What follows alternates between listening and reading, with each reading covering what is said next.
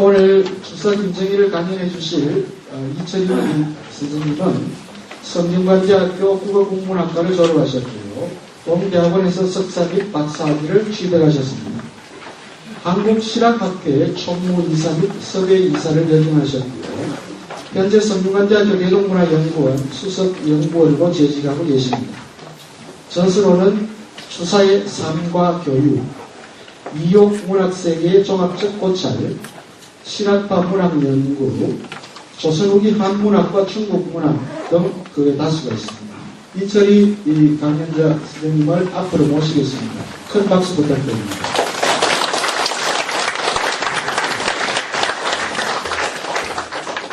중간에 한번, 중간에 여기 한번 서주시죠. 지금 인사를 드리고요. 선생님, 여기 중간을 좀 오시면, 시민분들이 인사를 드립니다. 자, 같이, 좀 독특하죠, 그죠? 다른 데서는 볼 수 없는데, 대구 시민들이 이 예의가 굉장히 바르십니다. 보시는 선생님께 인사를 드리는데, 예, 대구 시민 여러분, 인사드리겠습니다. 정례,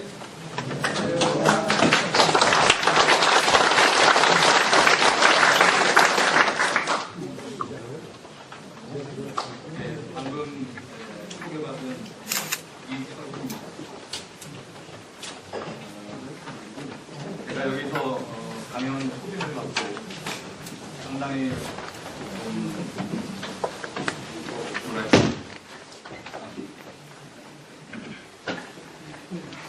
30년 동안 이 목요처가 이어졌다는 사실을 알고 상당히 놀랐습니다.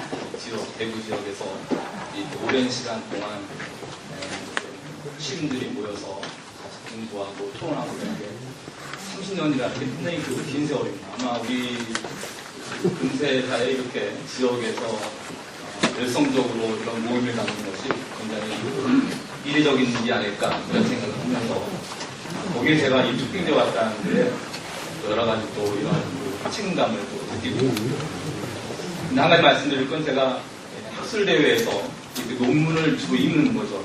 학술대회에서. 그런 거는 해봤지만은 이렇게 시민을 상대로 해서 대중 강연식으로 말을 이렇게 좀 마이크를 붙잡고 말하는 이런 강연은 제가 해본 적이 없어서 상당히 저도 좀 두려운 마음이 있습니다. 그렇지만 이렇게 여러 어르신들이 지켜봐 주시고 힘을 내서 이런 자리는 처음이지만은 한번 열심히 해보도록 하겠습니다. 네, 감사합니다.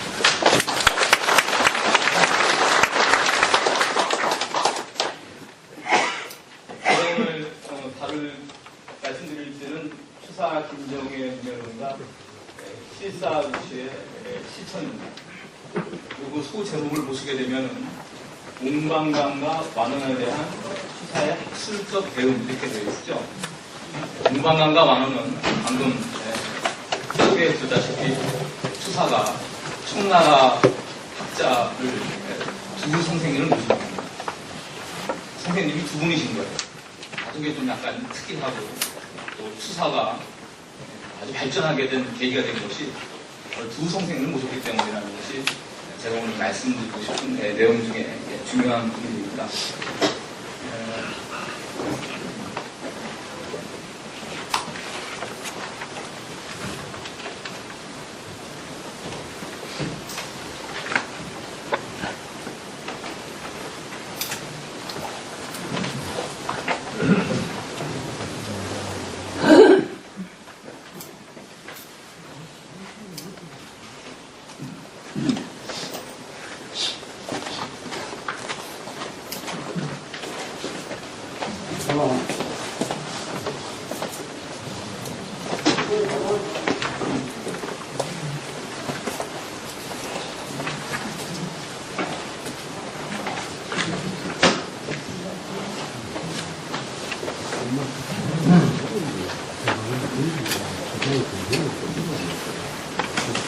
여러분들 많이 보신 사진이죠.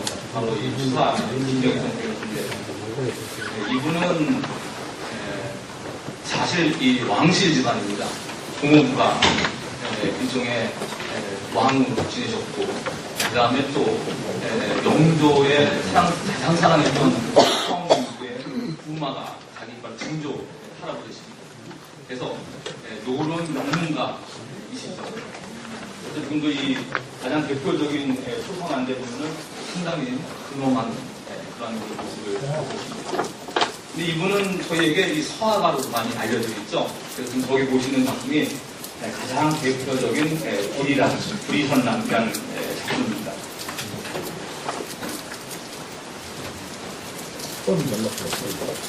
근데 학술적으로는 수사 선생님이 저희 학술사에 큰 업적을 남기신 것이 있다면 바로 금속 보증학입니다. 금속 보증학이라는 건 여러분 아시다시피 비석이나 아니면 여러 가지 그러한 그 쇠에 써져 있는 글씨를 연구하는 건데, 종이에 써진 거는 금방 이제 변조가 되지만 바로 이 금속에다 새긴 글들은 영원히 변치가 않죠. 그래서 가장 오래도록 남아있는 하나의 그 문헌적 기록이 되는 건데, 그 전에 이제 조선선사비라거나 무학선사대비라고 알려져 있던 북한산에 있던 이 비석이 바로 신라의 우열왕의 신라 그 진흥왕의 순수비라는 것을 최초로 발견해 놓은 게 바로 이 추사승론입니다. 그래서 여기에 써 있는 그때 아주 흔히하게 남아있는 글씨 68자 글자를 다 하나하나 보증하는, 그래서 일종의 그전에는 이 금속이라는 것이 비석에 써 있는 글씨체, 서체, 옛날 사람들이 서체를 감상하거나 아니면 그걸 하나의 유물로서 고동서라고 보통 거죠. 우리가 보통보다는 골동 그런 어떤 수장, 그런 어떤 예술적 취미로서 다룬 것을 바로 이 추사성빈은 그것을 조선에서 하나의 학술로서 자신이 직접 이걸 통해서 역사적 사실을 밝히는 그런 학술적 업적을 이룬 것이 바로 이 대표적인 것이 바로 이 진흥왕 승수와 강의를 보증한 것입니다. 저 오른쪽에 보이는 것이 바로 이 황초동에 보이는 순수왕인데, 그것도 이제 제자인 윤정현이 발견을 했었죠. 형판은 바로 추사성이 써준 겁니다. 그래서 우리나라의 이런 금속학이 하나의 학문적으로 발전하고, 또 뿐만 아니라 여기 나오는 모든 금속문들을 학본을 둬서 중국으로 보냅니다. 그래서 중국의 학자들이 소위 말해서 학계에서 오늘날 따지면 이제 한류라고 할까요? 조선풍이 일어납니다. 조선에 대한 지적 호기심이 생기고, 조선에서 온 금속문들을 연구하고, 그래서 상당히 그 중국 지성계에 그 조선의 어떠한 그런 호기심을 불러일으키는데 아주 결정적인 역할을 하시게 됩니다. 그 다음에 여러분들 잘 아시는 세한도입니다. 이렇게 보시게 되면은 여러분들이 그림을 주로 많이 보시죠. 그림을 보면 여러분들 느낌이 어떠십니까? 솔직하게 말하면 뭐 대단히 잘 그리는 그림이라는 생각은 잘 안 드시죠? 그리고 좀 더 생각을 해보면 저 정도면 나도 소설적 실력으로 한번 좀 그려볼만 하다, 이런 생각도 하실 겁니다. 제가 오늘 뭐 학술 모임 자리에 갔는데 미술사를 전공하신 대학 교수님입니다. 그분도 이 그림을 상당히 평가를 하십니다. 이게 너무 추사라는 이름 때문에 과대평가가 됩니다. 저 그림은 원나라나 명나라에 가면 저런 그림은 쎄다는 거예요. 저건 그림도 아니라는 겁니다. 사실 그렇죠. 그냥 뭐 그래서 집도 좀 삐딱하고 소나무도 보면은 좀 멍성하고 병든 것 같고 또 그렇죠. 제대로 된 그림 같지가 않습니다. 저는 사실 이 미술 전공자가 아니라서 제 전공이 아닌 것에 대해서 말씀을 드리면 실례이고, 근데 사실 이 세한도라는 이 작품은 저 그림뿐만 아니라 이 두루마리 길이가 상당히 깁니다. 한 10m 이상 되는데, 이 두루마리에 보면은 16명의 천도 이 학자들이 저기에 대해서 일종의 재발, 이 그림에 대한 어떤 감상, 또 어떤 그런 그 그림을 기리는 글, 이런 것들을 16명 쭉 씁니다. 밑부분. 이렇게 한 5-6번은 더 카트가 되어 있습니다. 그거는 제가 다 보여드리기 어려워서 위에 있는 것만 제가 보여드리는 겁니다. 그 다음에 이 작품은 바로 아까 소개 말씀드릴 적에도 말씀하셨지만 이 수축가가 이걸 가지고 동경에 갔죠. 수사에 근데 우리 소전 손재원 선생께서 이 작품 너무나도 중요하기 때문에 직접 찾아가서 이거는 우리 조선에 있어야 되는 거다. 물려다오고 그래서 약 석 달간을 푸스가 집안에서 매일 찾아가서 조르고 그래서 이제 2달 만에 푸스가가 지금은 줄 수 없고 내가 축구들을 자신에게 유언을 남겨서 보여주도록 하겠다. 근데도 손정원 선생님은 아니다. 지금 가져가야 된다. 그래서 한 달을 더 졸라가지고 결국은 우리가 반환을 받아서 갖고 온 이 작품입니다. 지금 국보로 지정이 되어 있죠. 그리고 이 작품이 한국에 온 다음에 푸스가 집안은 약 3개월 뒤에 이 동동이 폭격을 맞을 때 그 집안이 다 폭격을 맞아서 다 그랬다고 그랬어요. 상당히 뭐랄까 이 작품에도 운수가 있다면은 정말 대단한 이 운명을 지닌 작품이라고 할 수가 있죠. 그래서 사실 이 세안도라는 건 이 그림이 얼마나 아름답고 그런 것보다도 저 그림에 담겨 있는 지성사적 의미, 아주 기생등하게 명문가 신으로 잘 나가다가 쉬운 5가지 잘 나가시다가 그 다음에 이제 유배를 제주도에서 8년, 북청에 가서 2년, 10년 세월을 유배를 보내실 적에 그 주변에 많이 몰려드는 사람이 다 떠나요. 그렇겠죠. 다 사람들이 옆에 몰려들 적에는 뭔가 자기에게 도움이 될 것 같고 힘을 써줄 것 같으니까 붙어있던 사람들이 다 떠났는데 이 주민층 역관이 이상덕은 그때나 지금 유대객이 되어 있는 추사 이 자신 이 초라한 이 모습에도 하나 변함없이 처음부터 끝까지 변하지 않는 모습으로 스승을 섬겼습니다.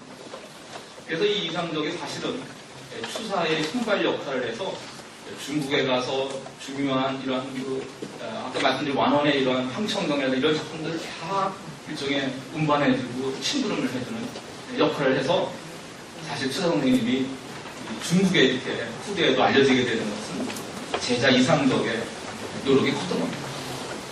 제자 이 이상덕도 얼마나 고마웠겠어요. 중내 신분에도 불구하고 추사 선생님은 그 내력이 좀 있습니다. 자기도 적자가 없이 서자만 하나 낳기 때문에 얼마나 그 제자들을 봤을 적에 마음적으로 동정할 수 있겠어요. 다 내 자식 같아요. 결국은 이제 양자를 들긴 하지만은 그 자기가 낳은 그 서자를 바라봤을 적에 그 자기들 자기 앞에 모여드는 그 수준치 제자를 봤을 적에는 정말 다른 그런 그 양간 자제품 같지 않고 상당히 그런 그 애틋한 마음을 가지고 제자를 해요.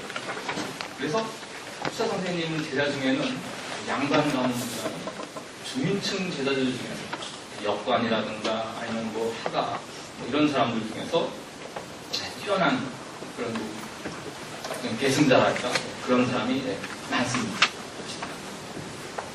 그래서 이 세안도라는 것은 추사가 선생님께서 조선뿐만 아니라 중국, 일본, 소위 말해서 동아시아의 지성을 대표한 그런 교류, 가장 아름다웠던 그 교류의 꽃을 피웠던 것을 증거해주는 그런 작품입니다. 그렇기 때문에 우리가 굉장히 소중한 것이지 이 그림이 뭐 얼마나 화가 실력을 발휘했냐 뭐는 이제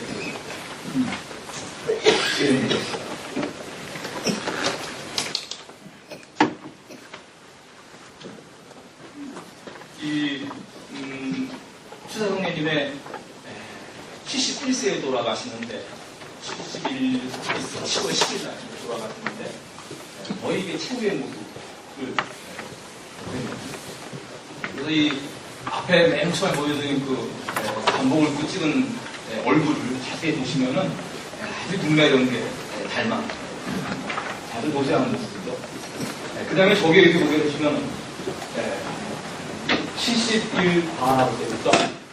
71세 때 쓴 글씨입니다. 개팽두부 박연채 고해부처 장효성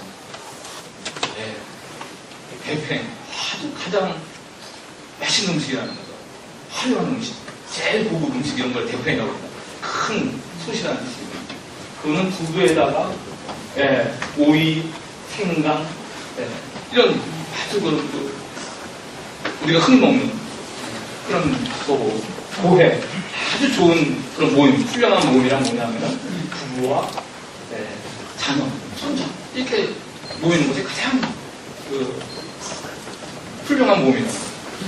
그래서 정말 71세 거의 생애 마지막 부분에 추사가 우리에게 남겨준 하나의 표신 같은 거. 내가 다 살아봤는데, 이 완장평전 여러분들 많이 이제 아시죠? 이용준 선생님께서 쓰신 완장평전에 보면 한 대목이 추사의 사랑하는 음식만. 그래서 이 서울에서 제주도까지 그 음식물을 붙여주는데 그 부인께서 얼마나 고생했는지 까탈만 맞은 음식 맛에 맞추기 위해서 이런 얘기가 많이 나오는데 그렇게 까다로운 분이지만 마지막 남긴 말이 다 필요 없다. 아주 소박한 음식이야말로 가장 아름답고 그리고 내일 바로 이 부부와 자식, 손자들의 모임이 대단히 가장 훌륭한 모임, 그냥 그 소박한 삶을 우리에게 마지막 70대 작품입니다. 근데 이 조희룡이라고 이 증인층이죠. 근데 아주 이 매화를 잘 그린 이 화가입니다.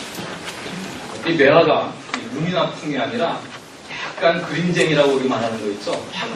정말 이 전문 화가의 기풍으로 아주 시끌고 색으로 매화를 그리기도 하고 그래서 추사 선생님의 이런 문인화풍, 아까 우리가 봤던 세안도 같은 거 약간 분위기가 달라요. 정말 아주 화려하고 이런 걸 그리는 제자인데 일설에는 이제 사유를 안 좋았다고. 왜냐면 이 화풍이 다르니까 서로 기질도 다르고 서로 좋아하는 방향. 근데 최근에 나온 자료를 보게 되면 이 조희룡이라는 제자가 돌아가시기 하루 전날 찾아뵀어. 근데 그때 그 기록을 보게 되면은 내기 다 인터넷인데도 불구하고 10표라고 해서 여러분들 옛날에 이렇게 뭐 어르신들 보면은 날짜 이렇게 정리하는 거 있죠. 10표를 정리하시고 편면에 글씨를 쓰고 계시다. 승 거두기 마지막 하루 전인데. 그래서 뭐 그것이 정말 자신이 아니라 우리가 뭐 확인할 물은 없겠지만 어쨌든 제자가의 마지막 일종의 목격담이니까. 그래서 맥이 끊어졌는데도 불구하고 이렇게 글씨를 쓰는 거는 제가 들어보지 못한 바다 이런 얘기였습니다. 그러니까 이분은 마지막 숨을 쉬기 전까지도 자신이 글씨 쓰고 자기 할 일을 마지막까지 했던 분이죠. 그 유명한 말이 있죠. 내가 평생 70평생 10개의 별을 다 사고 1000개의 붓을 다 몸뚱아리 만들었어요. 그러니까 이분이 상당히 천재적으로도 이름이 나신 분이지만은 어느 누구보다 마지막 목숨에 닿을 때까지도 자기의 일을 뭔가 밥 먹는 것처럼 글씨 썼던 거예요. 그래서 이 조희룡 제자는 내가 보면은 비록 스승과는 다른 이런 노선을 걸어서 뭔가 다른 예술의 세계를 꿈꾸고 글로 추천하고 제자지만은 이 스승의 마지막 모습을 보고 우리에게 전하자 했던 또 우리에게는 좀 소중한 그런 제자입니다. 만약에 그 조희룡이 이런 기록을 안 남겨놨다면 우리가 추사 선생님께서 정말 이 마지막까지 이렇게 열심히 하셨는 줄 알았겠지만 그렇게까지 열심히 하는 줄은 몰랐겠죠. 이런 그 위대한 분을 제가 2002년도에 박사학위 논문을 썼는데 제가 한 5년 전쯤 1990년도 후반때쯤 제가 석사 과정을 마치고 제 지도 교수님이 이 밀양 분이십니다. 벽사 이우성 선생님이라고 아주 원로 학자이신데 이렇게 제가 추사를 하고 싶다고 했더니 좀 놀라세요. 그거는 상당히 어려운 부분이라서 지금 박사학위 한 3, 4년 동안에 좀 할 수 없다. 근데 제가 그때는 기존에 논문 쓴 사람을 봤더니 충북대의 김혜성 선생으로 딱 한 명이 이 심리학 가지고 논문을 쓴 거예요. 한 13, 14년 전에. 그리고 그 14년 동안 한 명도 추사에 대해서 신문학론, 이 작사비 논문을 쓴 사람이 없는 거예요. 물론 이런 서화나 이런 서예나 예술의 쪽 그림에 대해서는 많이 썼지만은 이 소위 말해서 이 문학에 아주 중수가 담겨 있는 이 시각에 대해서는 쓴 적이 없는 거죠. 근데 고집을 부리고 제가 이제 쓰겠다 해서 윤호를 이제 받았죠. 그래, 마음대로 써봐. 쓰고 나서 공부를 시작했다가 제가 한 5, 6개월 되고 나서 내가 크게 후회를 했어요. 왜 잘하는지 추사를 안 다루는지를 알겠어요. 왜냐면 이 추사 선생님의 모든 글들이 명나라, 청나라 때 중국 학자들의 그런 중요한 이론들이 다 이게 뭐랄까 정수만 모아서 써놓은 글. 그러니까는 이 중국의 명청대 문학을 모르면 추사의 이 문해론 자체를 이해가 접근할 수가 없는 거예요. 그래서 제가 논문 쓰기를 결심하고 나서 한 2년 반 동안을 추사는 접어두고 오로지 명대, 청대, 문학 이론만을 공부를 했습니다. 그러고 나서 보니까는 추사의 글을 보니까는 오늘 이제 설명드릴 성명이라든가 격조라든가 신문이라든가 시라든가 상당히 어려운 예술적 이론들의 이 말씀을 이 말씀을 왜 이렇게 하시는 건지 약간 좀 이해가 이제 되기 시작하더라고요. 그래서 사람들이 그동안 그때 아무도 박사능을 났었던 이 부분에서 그래서 아마 제가 이쪽 분야, 그러니까 추사의 시학, 이런 중국 문학론에 근거해서 쓴 논문은 처음 논문이고, 그 다음에 제가 또 논문 쓴 다음에 그들도 없어요. 그래서 제가 지금 이 보면 국제학술대로는 제가 주로 나가서 발표를 하는데 저밖에 없는 거예요. 교수님들이 분명히 마시고 왜냐면 이쪽을 공부하려면 명성대를 공부해야 되는데 요즘 사람들 다 빨리빨리 석사하고 박사 하셔야 되는데 몇 년 동안 중국 문학론과 공부 이렇게 하기가 어려운 거죠. 당분간은 제가 아마 추사 선생님 뭐 시문학 얘기하고 아마 저를 좀 많이 보시게 될 것 같습니다. 네, 그래서 제가 쭉 저 논문 쓴 것 중에서 추사 선생님에 대해 쓴 것만 모아놓은 겁니다. 근데 제가 이제 저번 2014년도에 맨 마지막에 있는데 이게 태안도 대피수적을 기용으로 해서 국제 학술대를 나눴는데 이때 이제 발표한 것이 추사의 시학과 시사구시의 추천이라는 오늘 지금 제가 드린 원고 있죠. 그 원고를 그때 이제 발표를 했는데 바로 이제 이 초대장인데 서울 예술의 전당에서 열렸습니다. 근데 이때는 이제 아주 의의가 깊은 날이었는데 뭐냐면은 여기 계신 분이 추사 선생님의 육대손이십니다. 이름은 김광호. 여기 계신 사람이 완원. 아까 제가 말씀드렸죠. 옹방강하고 띄우다 한 분의 스승이십니다. 완원의 육대손인 완서관이라는 분입니다. 그러니까 이분이 완원하고 추사 선생님께서 1809년에 만났으니까 한 200년 후에 육대손인 거의 대부분이 서로 만난 겁니다. 무슨 아주 뜻깊은 자리죠. 그래서 그 200년 전에 만났던 사제의 그 연이 21세기 오늘날에도 이렇게 이 세상에 이런 사제가 우리가 아름다움을 보여주고 싶다. 뭐 이런 말씀을 하셨을 때 상당히 감격스러운 장면이 있습니다. 근데 저 개인적으로는 요게 이제 제가 있고요. 개인적으로 여기 있는 분 계시죠. 요 분이 바로 왕도장이라는 왕장로라는 분인데 이 발표는 이분이 두 번째 발표하시고 제가 이제 세 번째 발표를 했는데 제가 이 중국사람의 글을 보고 아주 깜짝 놀랐어요. 요즘 중국 학계가 경제가 급성장하면서 이렇게 하기 때문에 거기서 양적 팽창이 굉장히 심해요. 그래서 뭐 이렇게 깊게 공부하거나 이런 논문을 제가 많이 못 봤습니다. 그건 제가 이제 많이 과분한 적도 있지만은, 근데 이분의 글을 읽는 순간에 느낌이 딱 다른 거예요. 야, 이 사람은 정말 공부를 열심히 하는 사람이구나. 근데 이분의 양력이 소개되어 있는데 보면, 여기 보면, 이 양주학술사라든가, 그 다음에 왕명조, 윤정당, 다 보면 양주학파. 그러니까 중국에서 이 고중하게 대가 됩니다. 거기에 대한 이 전문적으로 공부하시는 거예요. 대학 교수가 아니라 민간에 자기 혼자서 공부하시는 거예요. 근데 여기 보면 이 중국 한편 여기 자기 저술에 양을 써져 25만이다, 107만이다 이렇게 써놓죠. 제가 그래서 제수를 한번 제가 잠깐 봤더니 그 학문의 스케일이랄까 깊이라는 것이 과거 이 양주학파, 그러니까 이 청나라의 가장 그 고전하게 정수를 보여주는 학파인데 그 학파에 뭔가 이 유풍이 아직도 남아있다는 생각을 아주 들게 하는 그런 저작들이 아주 꼼꼼하고 하나하나를 시점적으로 연구하고 하나 빈틈이 없어요. 자기가 아는 것과 모르는 걸 분명히 구분하고. 그러니까 시점이 없으면은 증거가 없으면 얘기를 안 해요.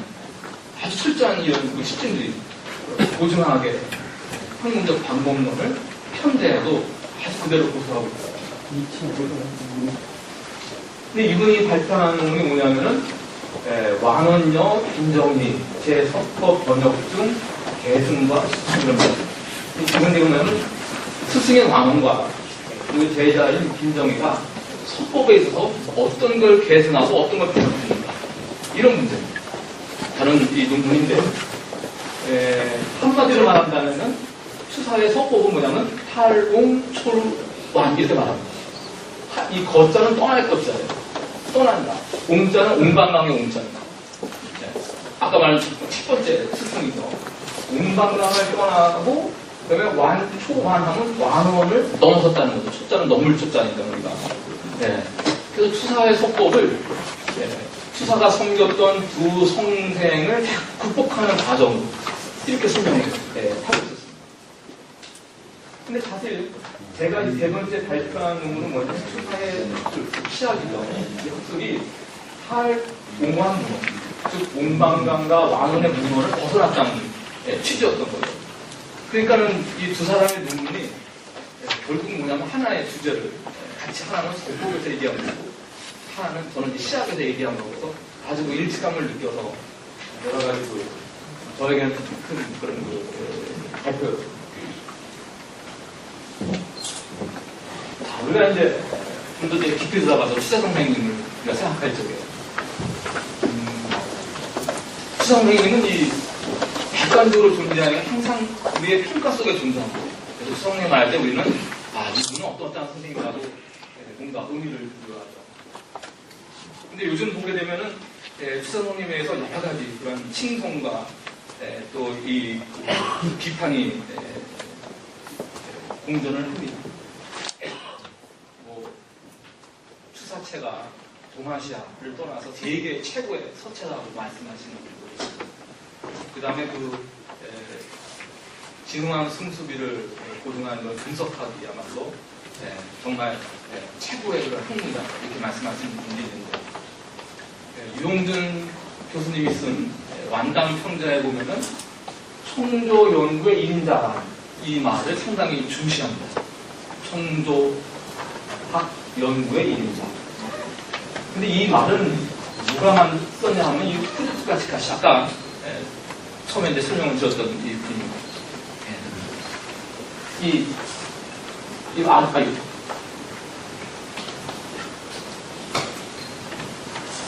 이 아들이고요. 이게 바로 이제 후르츠카시카시 경성제국자 교수 재직하는데 이분이 원래 이 경학을 전공하는 사람입니다. 그래서 중국 경학을 전공하던 분이었는데 이 조선에 와서 우리나라에 와서 이제 교수생활 하다가 저 인사동 이런 데 나가서 고소를 하다 보니까는 주로 눈에 띄는 이게 뭐냐 하면은 우리가 국학사라고 생각하죠. 연암 박지원 그 제자들이 아주 활발하게 중국 학자들하고 교류를 했는데 그런 자료들이 사람의 눈에는 계속 띄는 거예요. 그러다 이제 추사도 결국 만나게 되고. 근데 이 사람이 이게 너무나 이게 뭔가 우리와는 다르게 아주 기이하게 보여요. 왜냐하면 일본은 중국과 전직 수교가 수리가 안 됐어요. 우리는 매년 일종의 조공무역이라는 형태를 통해서 중국에 왔다 갔다 하면서 뭐 무역도 하고 그 다음에 가서 교육도 하고 책도 구입하고 그러는데 일본 같은 경우에는 중국에서 교류를 끊었어요. 그러니까 애들은 비공식적으로 와서 이제 뭐 책도 그건 이제 비공식 밀수적인 그런 걸 통해서 같이 그 일본 학자들이 중국에 와서 직접 중국 학자를 사귄다든가 이런 건 한 번도 볼 수 없어요. 근데 이 사람이 동학과니까 이 동학과라는 건 뭐냐면 4서3명 중국이 본토인데 근데 이 전공자 입장에서 보면 얼마나 그 중국 본토에 여러 가지 그런 것들이 가까이 하는 것이 열망하겠습니다. 가까이 가는 것을 열망하겠습니다. 이 사람의 글을 그래 보면은 오규소라라는 사람이 지금 그 책에 보면 제가 원고에 보면 나옵니다. 이 지포라고 일종의 자기가 사는 곳에서 약간 중국 쪽으로 한 500여리를 더 이사를 해요. 글쎄 상당히 기뻐합니다. 그 기뻐한 이유가 뭐냐면은 내가 중국에 조금이라도 가까이 갔다. 그럴 정도로 일본 사람들, 일본 학자들은 일종의 중국에 대한 그런 그 선망과 열망이 상당했던 거예요. 왜냐면 막혀있으니까 더 심한 거예요. 근데 그러한 일본 사람이 와서 우리나라를 와서 봤을 적에 여기는 직접 가서 얼굴을 맞대고 술도 받고 주거리 받거니 하고 시도 스창하고 서로 막 저술도 주거리 받거니 하고 이 자체가 너무나 경이로워요. 그래서 거기에 대한 자료를 막 수집하다 보니까는 결국은 가장 그 문화의 교류의 꽃을 피웠던 추사 김정은에 집중할 수 없던 그래서 이 사람이 박사학위 논문을 바꿉니다. 맨 처음에는 이 중국 경학을 갖고 논문을 갖고 쓰려다가 논문 전공대 논문을 갖고 쓰려다가 추사 김정일 선생님의 경학을 갖고 쓰게 됩니다. 근데 이분이 추사에 대한 거의 모든 자료를 독점적으로 가지고 연구를 하는 거죠. 그래서 그 내세운 주장 결론이 뭐냐면 추사는 청조학 대성 또는 말을 바꿔서 조예라는 말이 있습니다. 조예의 제1인자다. 이런 평가를 내립니다. 그래서 오늘날도 우리가 흔히들 최종 선생님을 칭송할 때 보면 청조학 제1인자였을 때 이렇게 말하게 되는 거예요. 큰 우리가 그런 말을 쓰게 됩니다.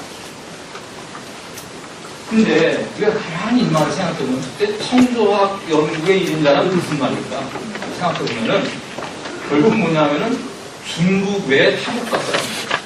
동아시아로 뭐 일본, 조선, 뭐 유구, 베트남 뭐 이러한 한국 박사들이 얼마만큼 중국 학술에 대해서 잘하는가 시험을 봤을 적에 1등 했다는 거예요. 1등 할 만한 사람이다 이런 평가입니다. 지금 뭐냐면 청나라 고증하게 해봤다. 그 다음에 정수를 이해해서 전파했다.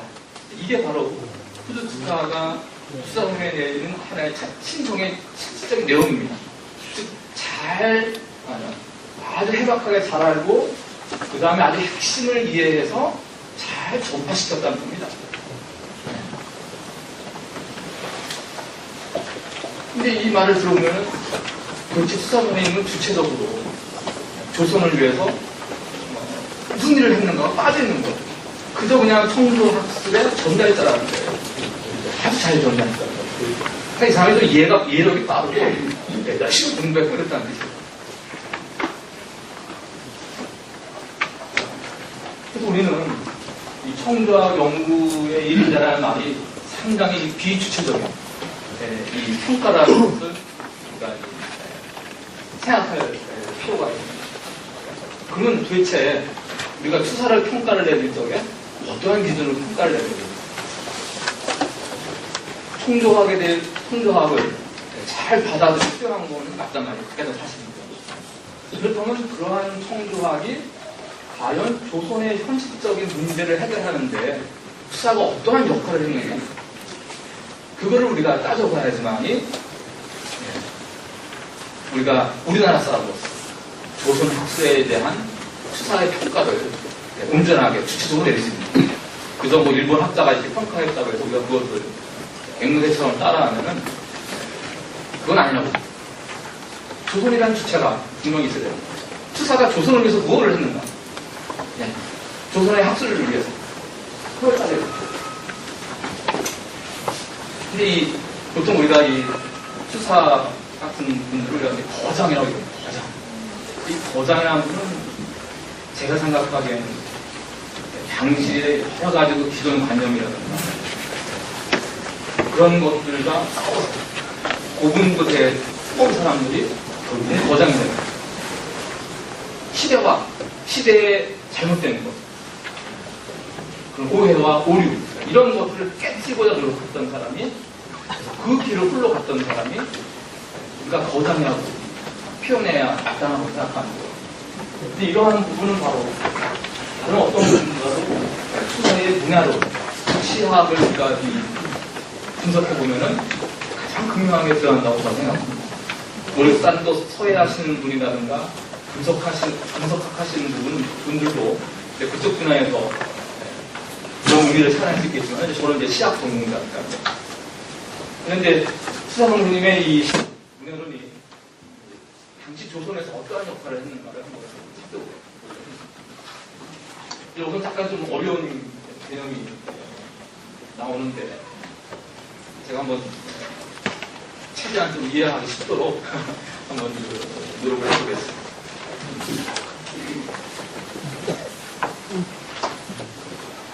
추사동 회원님이 여러 문해에 대한 중요한 말씀을 하시는데, 기본적으로 우리가 이제 아래 보면 추사동 회원님께서는 전문적인 저술을 안 만들고 단 한편의 단독저술이랄까, 벌써 이제 19세기가 되면은 청나라의 영향을 받아서 옛날 사람들은 자기가 죽어야지만 중국의 군집이 나왔는데, 자기가 이제 사망하기 전에 이제 자기 조작을 자기가 스스로 내는 거예요. 이러한 그 유행이 벌써 이제 한참 왕성하던 시기에도 불구하고 추사 선생님께서는 일체의 이런 저술을 남기지 않았어요.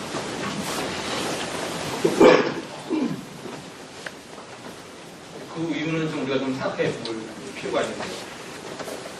대부분의 이 추사성님의 이런 중요한 문해론은 어디 남아있냐면, 지금 완나홍색 전집이라는 책을 펼쳐보시게 되면은 작적지라고 해서 글들을, 이런 문해론 글들을 모아놓은 글들이 따로 이렇게 편집되어 있습니다.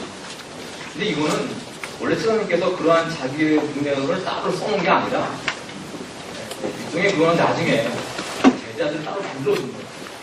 왜냐면 이분이 너무 훌륭하신 분인데 너무 남아있는 글이 없어요. 그러니까 어떻게든지 뭔가 온전한 이 문집을 만들려다 보니까는 이분이 이제 편집글에다가 주로 편지에다가 자신의 그러한 문해적 입장의 이런 것들을 많이 쓰십니다. 네.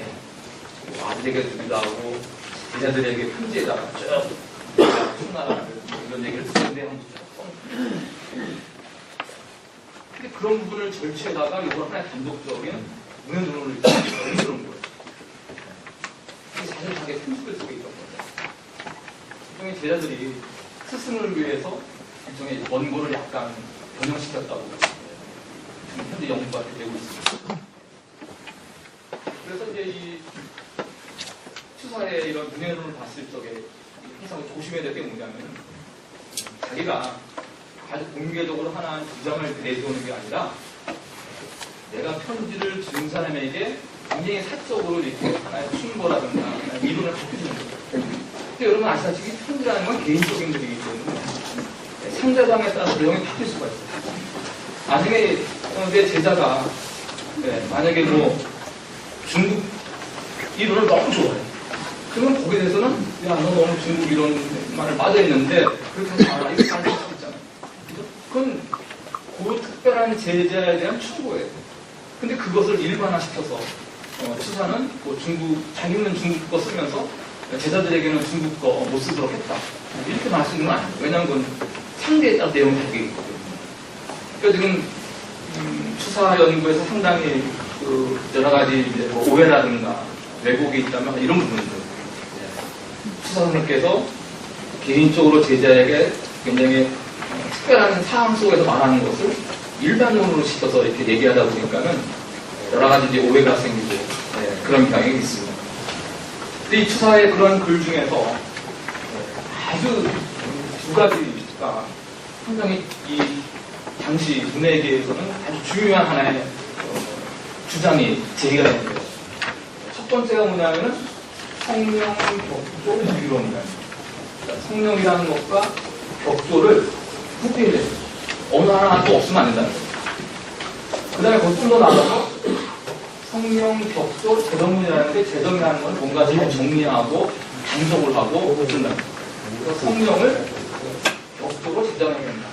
이런 그 주장을 펼치시는데 이건 뭐냐면은 명천대 이론사가 가장 쟁점이 뭐냐면 성령론이라는 것과 격조론이 있어요.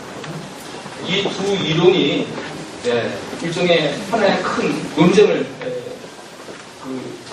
논쟁이 이루어졌는데 그 논쟁에 대해서 추사 선생님이 반환을 냈어요. 심판을 냈어요. 이제 싸우지 마. 너희 진짜 피가 안 보여. 이런 식으로. 이 성령이라는 건 뭐냐면 격조라는 거는 이 명나라 때 대표되는 예술론인데 이게 여러분들 이제 서예에 쓰시거나 이런 분들 격조라는 말 많이 들어보셨어요. 우리 흔히 쓰죠. 국가의 격조를 높여야 된다. 이런 말 쓰잖아요. 격조가 높다. 이런 말 씁니다. 바로 그 격조입니다. 그 명나라 때 나온 이론인데 뭐냐면 명나라 전에 원나라였죠. 중국 기초에 보면 이 오랑캐 북방민족에 의해서 이 중화의 문화가 완전히 이게 멸망당한 거죠. 그래서 명나라 때 이 지식인들의 큰 숙제는 뭐였냐면은 어떻게 하면은 원나라 때 그 무너진 원나라 때 무너진 그 중화의 문명을 회복시키느냐 거기에 있었습니다.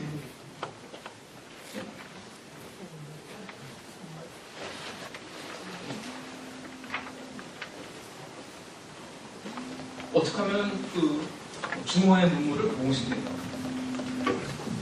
그랬을 적에 바로 이제 명나라 사람들이 원나라 바로 앞에 왕조가 송나라예요. 근데 송나라 그러면 우리나라 입장에서 보면은 뭐 이 성리학을 세우신 주자도 태어나고 주자도 활동하고 상당한 이 지식인들이 왕성하게 활동하는 것으로 생각하는데 중국 명나라 사람들은 좀 달리 생각했어요. 가장 일종의 이 문약한 나라가 송나라라고 생각해요. 왜냐하면 송나라 보면은 항상 북방민족에게 밀려서 남쪽에서 남홍시대라고 했잖아요. 그리고 이 북방민족에 대해서 대부분 공물을, 뭔가 이 재물을 써서 뇌물을 써갖고 이제 방어를 했던 그런 나라입니다. 그래서 송나라는 건너뛰어서 당나라와 한나라. 그래서 십필성당. 시를 쓰려면 반드시 성당에 시를 써야 돼요. 문필진안. 글을 쓰려면 산문이죠. 쓰려면 반드시 진나라와 한나라 때 써요. 바로 이 당나라와 진안이야말로 이 명나라 지식인들이 보기에는 가장 팽창하고 그 강성한 국가라고 생각했던 거예요. 그래서 그 나라의 예술, 그 시와 문학 속에서 우리가 중화의 문명의 정수를 펴내야 됩니다. 그래서 그 정수라는 게 뭐냐면은 그 시를 연구를 한다. 성당의 시란 무언가. 그리고 이 지난 시대의 고문, 이 특성 무언가. 그래서 파악한 그 특성들을 격조란 말로 표현합니다. 아주 완성도 있고, 격식이 갖춰져 있고, 그러한 것들. 그래서 시를 쓰려면은, 그러한 우리가 가장 이상적으로 생각하는 그러한 문학의 그러한 요소를 담고 있었다고 요소를 담아야 된다는 거예요. 그건 격조로. 그래서 이들에게는 가장 큰 칭송이 뭐냐 하면은, 너 시는 두보와 같다. 너의 글은 사막천의 사기들도 같다. 이런 말 하면 그게 최고의 찬상이에요. 그래서 이 문학문이 명나라 준비를 시킵니다. 그 다음에 명나라 이제 이 후반에 오게 되면 여기에 대한 반발이 일어나요. 야, 시 써서 두보처럼 되려면 두보가 있는데 뭐하러 두보가 됩니까? 그럼 나는 뭐야? 예시를 써야지 왜 두부를 씹었습니까? 그래서 소위 말해서 누구를 닮기보다 자기 자신의 모습을 드러내는 개성, 자기의 개성을 드러내는 예술론이 이제 좀 반발하면서 등장하죠.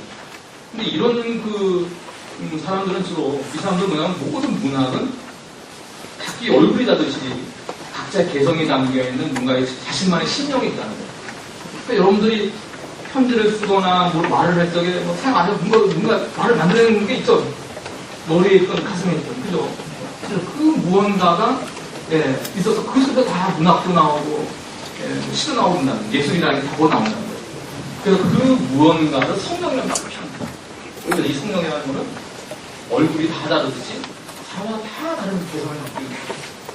그 성령에 입각해서 써야지만 우리는 뭐 두보 같은 한효 같은 이런 유명한 사람 닮은 시가 아니라 정말 자기다운 시, 자기만이 쓸 수 있는 그런 개성적인 시를 쓰지. 이런 주장을 펼치는 것이 바로 성령론입니다. 근데 이 성령론은 주로 이 주장하신 분들이 중국에서는 약간 과격한 일종의 명나라 때 부상한 양명학에서 좌파라고 양명학 중에서도 가장 극단적인 그래서 인간에 대한 욕망 이런 거를 뭐 주자께서는 계속 억제된다 그랬는데 이 사람들은 욕망을 인정을 해요. 그래서 인간이란 욕망의 존재다 이런 얘기를 하고 남녀지정 같은 거를 상당히 뭔가 예술의 높은 소재로 취급을 해서 무슨 뭐 기생들 또는 자기 연인들에게 막 쓴 시를 수납 문집에다 많이 쓰기도 하고 그럽니다. 상당히 낭만적이다라는. 그래서 이 중국의 이러한 그 문학문이 그대로 바로 이제 이 조선에 들어옵니다. 유입돼 들어옵니다. 그래서 이제 임진왜란 끝나고 그때 한참 명나라 군사들이 우리 와서 이제 뭐 연합군과 싸우자고 했잖아요. 그 임진왜란 이후에 17세기 동안에는 바로 이 격조론이라는 것이 우리 지성계를 좀 뭔가 많은 영향을 미치고 18세기가부터는 소위 말해서 성령론이라는 것이 들어와서는 또 이제 흥미를 하게 되죠. 그러다 보니까는 추사선생 당시에는 서로 그러한 쟁점이 생기는 거예요. 싸우는 거예요. 소위 말해서 격자가 옳다, 성령이 옳다. 그래서 추사선생께서는 야 싸우지 마라. 격조도 중요하고 성령도 중요한 것이다. 서로에게 비롯되는 게 아니라 그 두 가지를 일종의 하나의 시학의 중요한 요소로서 배타적이지 않고 일종의 융합할 수 있는 것을 주장하는 그런 논리를 펼치는 겁니다. 그 다음에 이제 두 번째 중요한 또 논의가 뭐냐면은 두보하고 왕류라는 중국의 대표적인 시인인데 이 두 사람은 아주 성향이 달라요.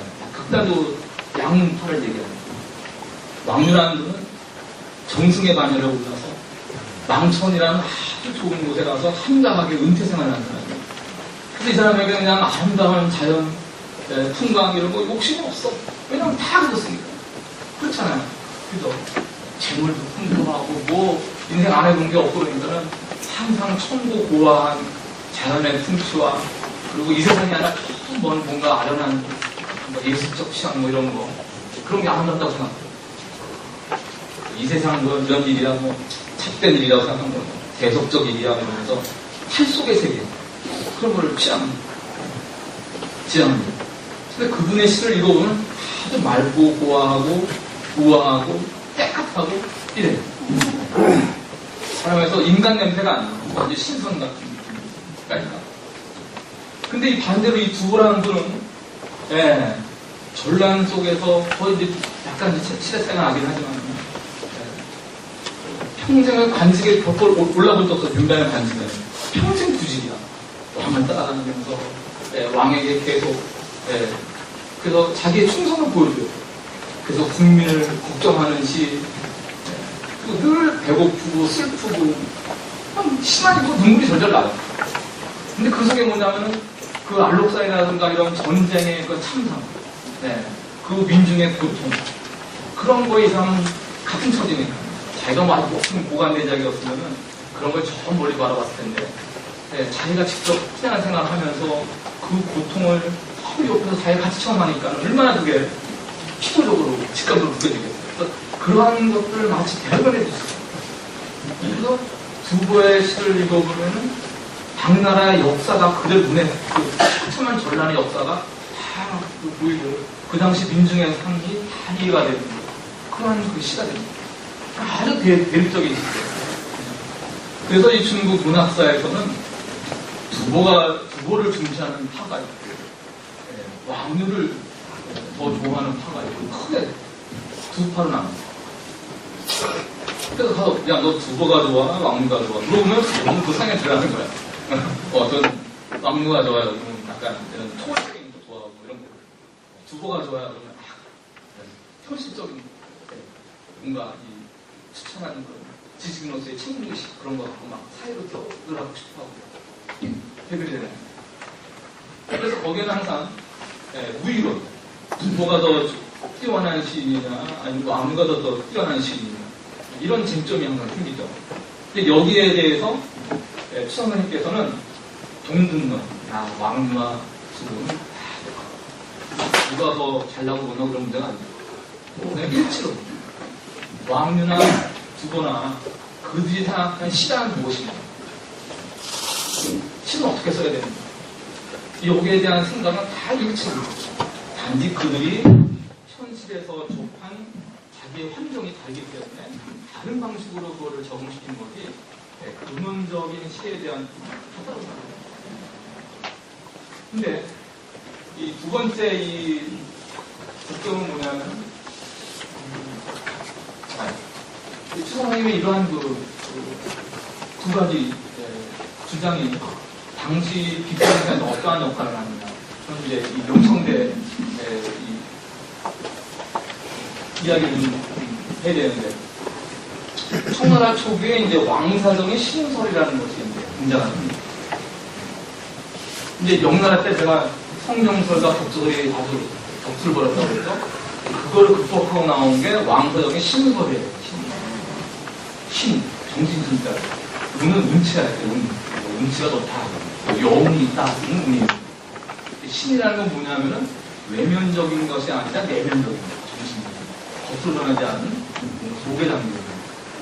그래서 작가는 대상의 외면이 아니라 그 속에 담겨있는 뭔가 내적인 정신의 세계. 그것을 문학으로 승화시켜요.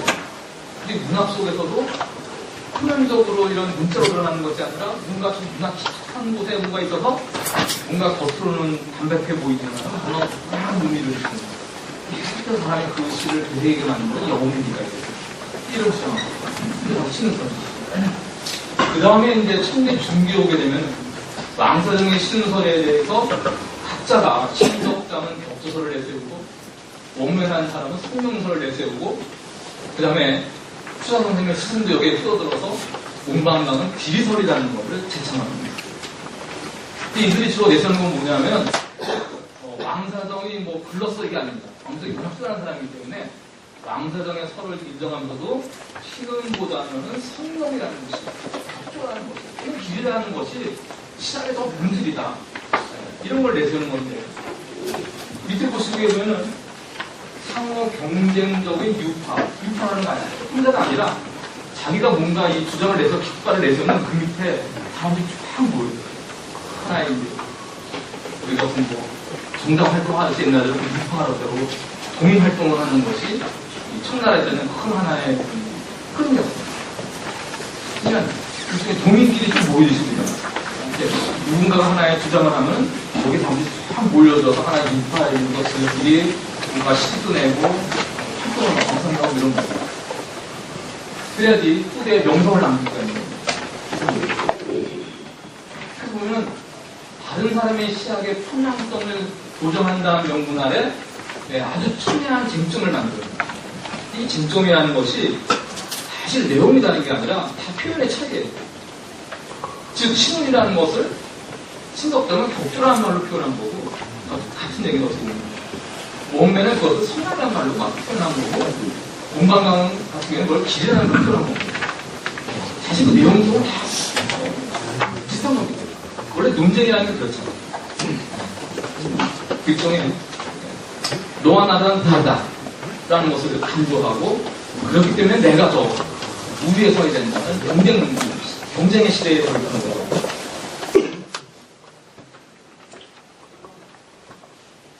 근데 이 왕유와 주보론에 대해서 이 추사 선생님께서는 궁금함을 표현하셨는데 이건 뭐냐면 왕사정의 신설에 대해서 자기 스승이 공방강이 기설을 펼친 것에 대해서 일종의 스승의 이론을 안다는 거예요.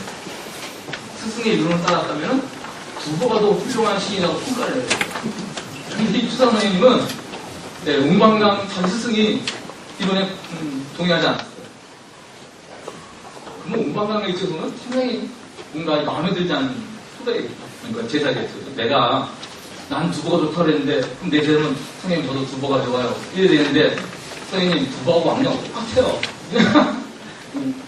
그죠? 네. 그런데 뭐 지금 시간이 없어서 자세한 말씀을 줄 수 없지만은 이 두보하고 그 왕류의 다른 시세계를 참 얘기를 하면서 나중에 무슨 말을 하냐면은 두 사람이 굉장히 다른 것 같지만은 마치 우직과 아내가 그 법이 하나인 것 같다라는 표현을 합니다. 이 우직과 아내가 그 도를 함께 한다는 말은 상당히 이 동양에서 유명한 말이에요. 맹자께서 하신 말씀인데 이 우와 후직이라는 사람은 순임금의 제자인데 순임금의 신하인데 다 뭐냐면 제당 사람들이 누가 배고파 죽으면 자기 때문에 배고프다고 생각해요. 불철주야 내일인 것처럼 나 때문인 것처럼 막 사회를 향해서 비례했던 사람들 누가 물에 빠져들면 나 때문에 물에 빠졌어. 그냥 뛰쳐나갔어.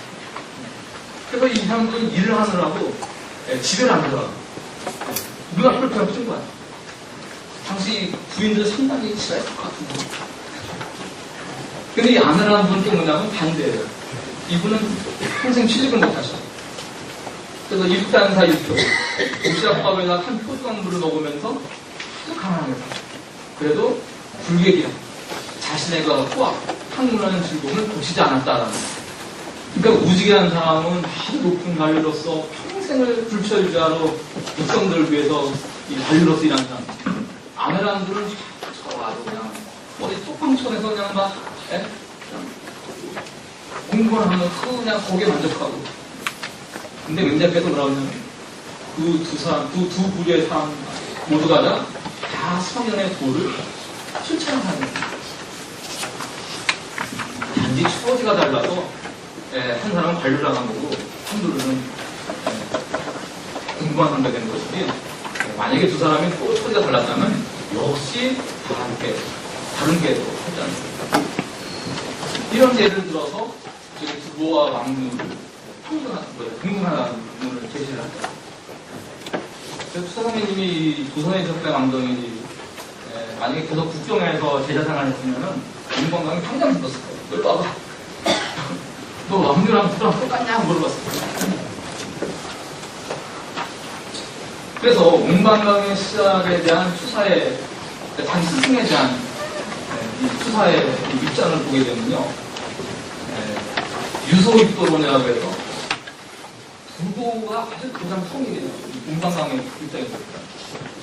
그래서 이 두보의 이 시의 수준에 들어가기 위해서는 소동파라고 송나라 때 이 시인 유명한 시인이죠. 이 소동파의 시를 공부해야지만이 이 두보에 들어갈 수 있다. 뭐 이러한 이론을 표현하죠. 그 다음에 또 이제 여러 가지 청나라 문화들에 대한 아주 객관적인 그런 분석 연구를 하는데 그것도 다 받아들입니다. 근데 마지막에 신흥설을 대체하기 위해서 스승께서 주장하신 비리설이라는 이거를 갖다가 추사는 받아들이지 않는 거예요. 1절 비리라는 말이 문제로 하나도 없어요. 대신 신이라는 말은 아주 많이 나옵니다. 근데 스승의 표를 들지 않는 거예요. 뭐라고 그러냐면 사실 조선에서는 왕세정이 이론도 수입이 되고 옹방강의 이론도 수입이 돼가지고 조선에서는 사람들이 서로 막 논쟁이 나는 거예요. 왕세정이 낫네, 옹방강이 낫네, 막 제자들이 막 싸우는 거예요. 거기에 대해서 추사선생님께서 왕사자는 신을 이야기하고 소미자, 이건 옹방강한 얘기입니다. 옹방강도 흡사한 것을 들어볼 것 같아요. 저 한문 원문을 보면 거사 비슷한 거라고 해요. 세상에 스승의 학설을 스승이 반대하는 학설하고 약을 비슷한 거야. 이렇게 얘기하는 겁니다. 그래서 뭐냐면은 동쪽 사람들 그랬다는 거 진짜 한판을 합니다.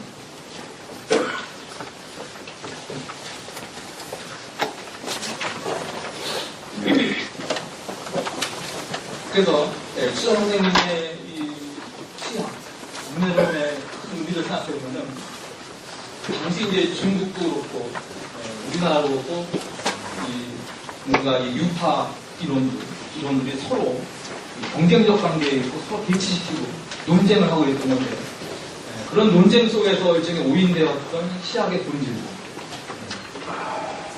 성령, 격조, 신운, 시법 이런 것들의 의미를 다 일종의 밝혀주고 있고요. 그래서 이제 그동안 이제 서로 분노할 거, 이 좌우독을 찧어서 나눠갔던 것들을 통합시키는 그런 그 일을 펼쳤습니다. 요즘 연구자들을 보게 되면요, 추자 선생님께서 성령을 덮으면 격조를 덮으면 이런 거 본을 쓰는 사람들이 있어요. 그거는 추자 선생님의 그 기도를 잘 이해하지 못합니다. 또 어떤 분들은 추사의 예술로는 불가의 속칭이 있다 주장하시는 분이 있고, 또 어떤 분은 아니라 추사의 예술로는 무가에 있다 이렇게 또 주장하시는 분이 있어요. 그거 다 일종의 오늘 제가 말씀드리는 입장에 보면 다 잘못 접근합니다. 추사 선생님께서 불가든 무가든 그런 부분 자체, 뭔가 이 강파적인 관계로서 그런 것 자체를 부정하셨던 분입니다. 이 시간이 원래 3시까지 강의인데 제가 한 10분만 더 해도 될까요? 중요한 부분이 있는데 제가 이 강연이 좀 많이 해본 적이 없어서 시간 조절을 잘 못합니다. 근데 이 옹방강과 완화대한 두 선생님, 중국 선생님이죠. 여기에 보게 되면은 이게 제주 유배 시절에 자기의 초상에 쓴 글인데 뭐냐면 단계, 이거 옹방강께서는 고경을 좋아하신다 말하고, 운대, 이거는 완언을 뜻합니다. 완언께서 말씀하시기는 불궁이는 여우, 남들이 말한다고 낙수와 말하는 걸 좋아하지 않는다.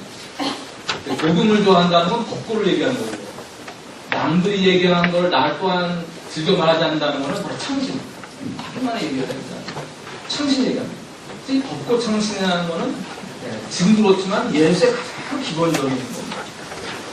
그래서 이 벚꽃 창신의 정신을 두 스승의 말을 갖다가 이렇게 초상해졌어요. 그리고 맨 마지막에 뭐냐면은 양공지연 두 분의 말씀이 지인 오 반생, 나의 반평생을 달고, 두 선생에 대한 자기의 뭔가 스승에 대한 존경과 그 스승이 나에게 얼마나 큰 영향을 미쳤는가를 고백하고 있어요. 그 다음에 추사의 제자들도 그것을 증언하고 있습니다. 여기 보게 되면은 이상적인 수치에 보게 되면 부공나무, 북쪽에는 옹방강, 남쪽에는 완원.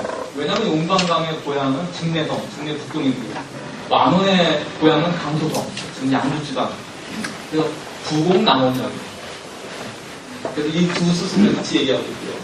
근데 여기 밑에 보시면은 운담이라는 얘기가 나와서 이 운자는 운대, 즉 완원을 얘기하고 담자는 담계, 옹방강을 얘기합니다.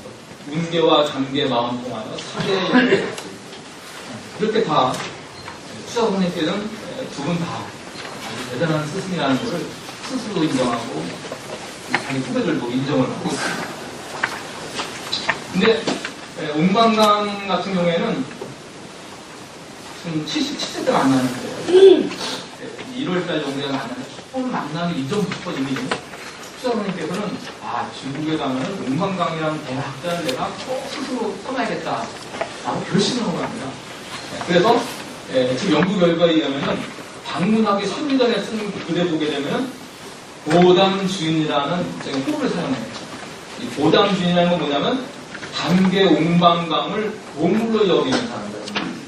그래서 이 보담이라는 이 보자를 쓰는 거는 존경의 마음을 표현하는 거예요. 그 다음 거는 단계를 내가 눈물로 근데 완원에 대해서는 그때 이제 완원 갔을 때 이제 한참 작년 40 후반대였는데 이 귀국하는 쓴 시에 보게 되면 완원을 갖다가 뭐 스스로 여긴다는 얘기는 없습니다. 그냥 내가 뭐 이 사람 본인이 뭐랄까 굉장히 많은 그 종적과 금속 기물을 가지고 있고 뭐 이런 얘기를 쓰지 스승으로 내가 존경했다는 말을 쓰지 않습니다. 근데 나중에 보게 되면은 일본 학술문화에 대한 일품 시에 보게 되면 석견 완부자라는 말입니다. 이 부자라는 표현은요 스승보다 훨씬 더 높은 사람이만 쓰는 말이에요.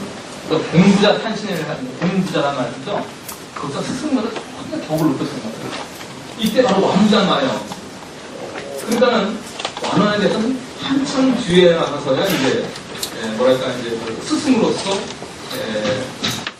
자기가 이제 칭하게 된 거죠.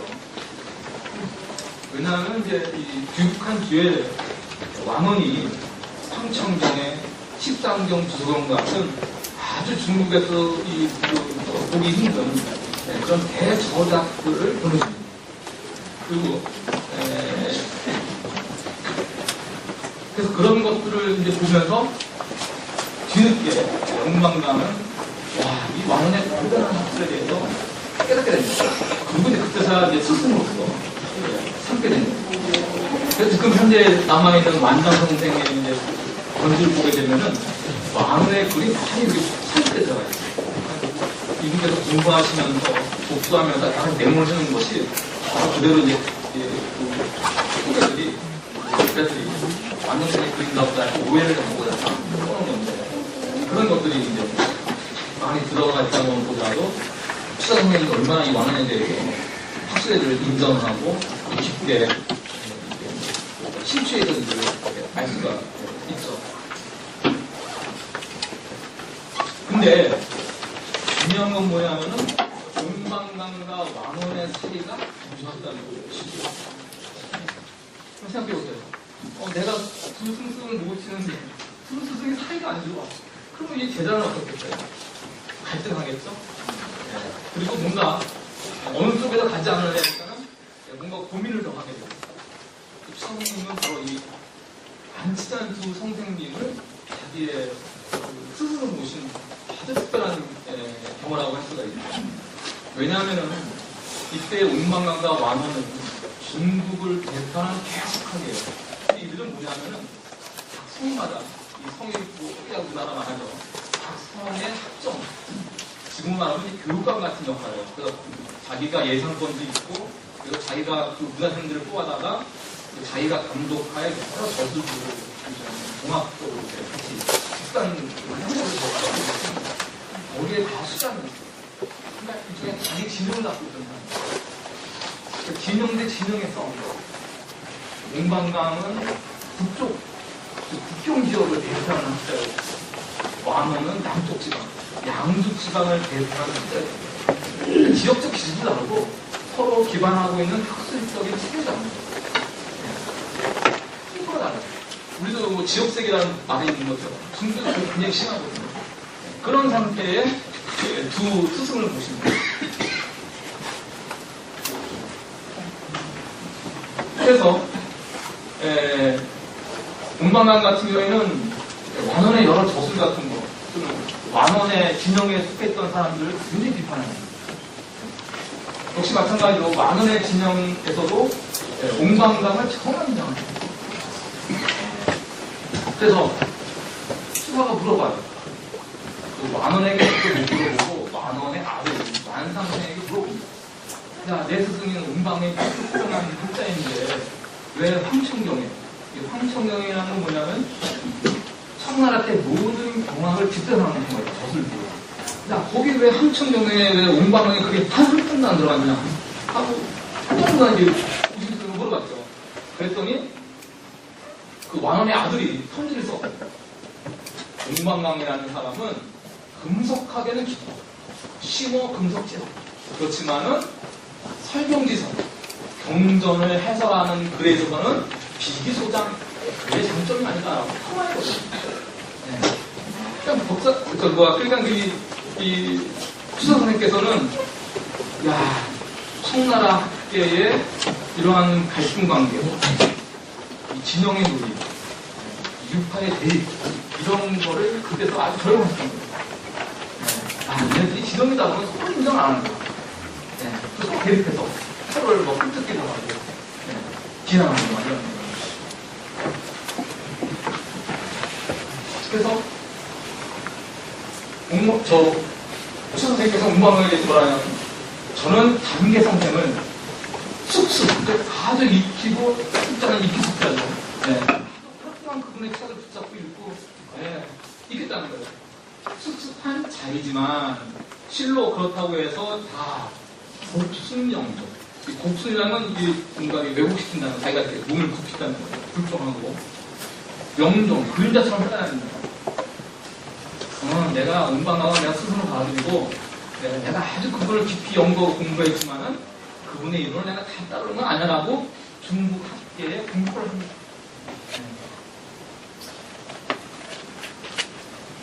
왜냐하면 초사는 왕원의 제자 그룹으로 많이 친했거든요. 그쪽 진영이 친했기 때문에 어쩔 수가 없습니다. 또 왕원에 대해서도 마찬가지고 제가 뭐 이제 논문도 써놨지만은 그 왕도정이라는 그 중국 학자도 그 사람은 저 왕원과의 관계를 얘기했는데 왕원의 이론을 다 받아들이는 것이 아니라 왕원의 이론과 옹방방의 이론을 서로 절취해갖고 일종의 취했다는 거예요. 그래서 독특한 추사가 나오는 근거가 있습니다. 만약에 둘 중에 하나 선택해서 따랐다면 지금 같은 추사가 안 왔다는 거예요.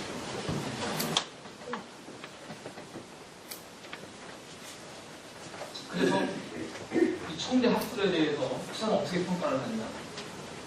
18세기에 추사보다 한 세대 앞선 사람입니다. 연안그룹이라고 해서 연안 박제가의 제자그룹이거든요.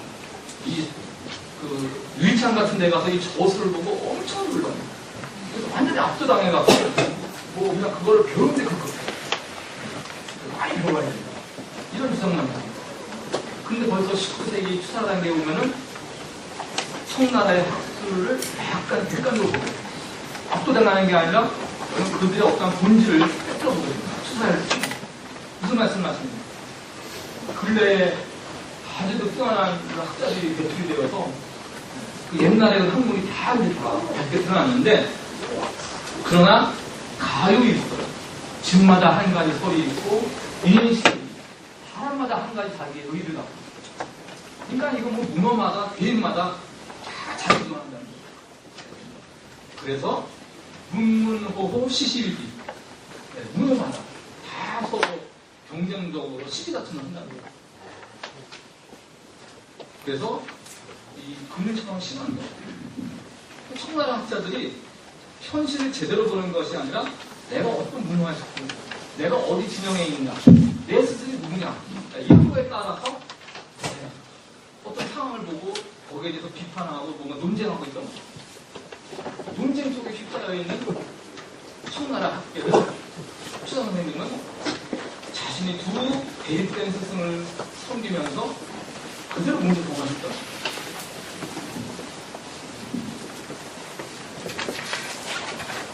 그래서 이 실사도시를 배우게 되면 가장 중요한 게 뭐냐면 실사도시라는 거는 실사, 현실에서 우리가 가야 할 길을 찾는 거예요. 그러니까 이념이나 관념이나 그런 것이 아니라 지금 이 자리, 우리 눈앞에 있는 이 현실 속에서 이 현실을 봐야 된다. 그래서 불필 한성국에 불필 둔 한성국에 한나라 학문이 송나라 학문은 즉 한나라 학문이라는 거는 승부가 얘기해요. 송나라는 것은 성리학 즉 이학을 얘기하는 거죠. 불필도 정한 정국이라는 거예요. 여러 가지 중국의 유튜브 뭐 정명도 정유천 형제와 주자가 누가 더 낫네가 싸우는데 불필된 주류 설왕진 주자하고 육구몽 이런 교황 논쟁 그 다음에 명나라 때 서원하고 왕수명 양명한 논쟁 이런 논쟁도 다 불편하다. 이러한 그 서로의 유파끼리의 이 싸움, 어떠한 상황, 진실을 밝히기보다도 자기 진영을 더 강화시키기 위한 논리이기 때문에 이런 거야말로 현실을 망각하고 이 학술을 더 오히려 논쟁 속에 몰아넣는 거. 논쟁을 위한 학술이 되는 거죠. 그래서 사상적 대립과 투쟁이야말로 학계의 가장 큰 페달이라는 것을 수석께서 좀 깨달으셨던 거예요. 그래서 그 스스로가 청나라 학계에서 아주 당당하게 쓸쓸스럽고, 그 다음에 자기 우리 조선 학계에도 그런 청나라 학술에 경도되거나 거기에 압도당하거나 이런 것들을 일종의 공적을 누릴 수 있는 그러한 말씀들을 많이 남기십니다. 그래서 결론을 말씀드리면은 동방화가 원하는 추사에게 실사구시의 길을 열어준 스승이지만 학계 문호의 대치적 구조 속에서 그들도 자리로 서고 말로는 실사고시를 외쳤지만은 그들도 자기 지정에 갇혀 있었다. 수정했어요. 두 번째, 추사는 스스로 두 스승의 무돈을 벗어남으로써 실사고시를 직접 본체 실천할 수 있습니다. 셋째, 스승의 가르침을 가장 충실히 실천하여 스승의 항구를 극복한 특별한 제자. 원래 불교에서도 부처를 죽여야지만이 득도를 한다고 합니다. 그래서 스승은 영원히 복종하는 것이 아니라 스승을 넘어서려는 제자에게 비해서 스승은 더 인정합니다. 역사적 의미를 그때 제가 과연 이 추사의 모든 이런 논의들이 어떤 의미가 있는지 우리 조선사를 제가 결론 부분에 써놨으니까 돌아가셔서 한번 읽어보시기 바랍니다. 우리가 흔히 추사에 하는 학문을 위한 힘으로 하나의 예술론 없이 취급하는데 사실은 이 추사의 예술론은 추사에게 가장 현실적인 문제예요. 왜냐하면 이 지적이구나. 그리고 중국 학습을 우리가 어떻게 받느냐 문제가 조선의 지성계에는 상당히 중요한 문제인데 이 문제에 대해서 추사한 여러 가지 단어를 통해서 학계에 공정을 이뤘다. 그것이야말로 어떤 그 당시로서는 가장 조선에 필요한 부분이었고 추사가 그 부분을 스스로가 담당하셨기 때문에 바로 실사구시를 시찰하셨다. 저는 이렇게 말씀을 드리고 싶습니다. 여기서 강연 마치겠습니다. 감사합니다.